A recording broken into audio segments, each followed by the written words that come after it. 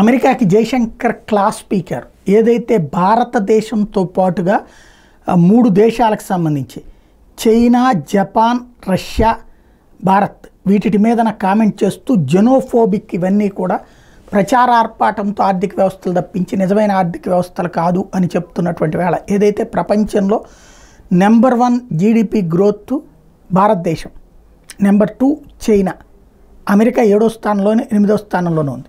అప్పులలో America అత్యధికంగా ఉంది, ఖర్చులలో America హయ్యెస్ట్గా ఉంది, ఆదాయంలో తక్కువగా ఉంది. ఇప్పుడు అమెరికాలో ఉన్న ప్రతి ఒక్కరికి తెలుసు అక్కడ ఉద్యోగ అవకాశాలు ఉన్నాయో లేదు, మన తెలుగు వాళ్ళకి అందరికీ తెలుసు అక్కడ ఉద్యోగాలు కొత్తగా వస్తున్నాయో లేదు. అలాంటి దశలో దాన్ని డైవర్ట్ చేయడం కోసం కొన్ని తీవ్ర పదాలు వాడుతూ ఉన్నాడు బైడెన్. దాని మీదనే జయశంకర్ సీరియస్గా స్పందించారు. జెనోఫోబిక్ ఎవరో పబ్లిక్కి తెలుసు, అమెరికా చెప్పే మాటలు వినే పరిస్థితుల్లో ఇప్పుడు ప్రస్తుతం ప్రపంచం లేదు.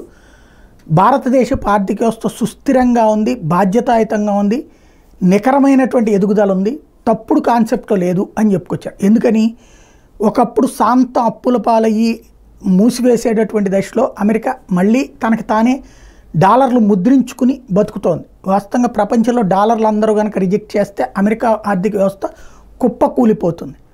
ఆ విషయాన్ని పరోక్షంగా గుర్తు చేశారన్నమాట.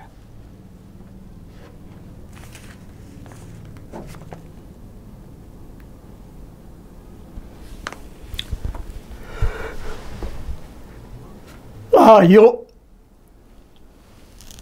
యాకి ఎత్తం ఇస్తాయి.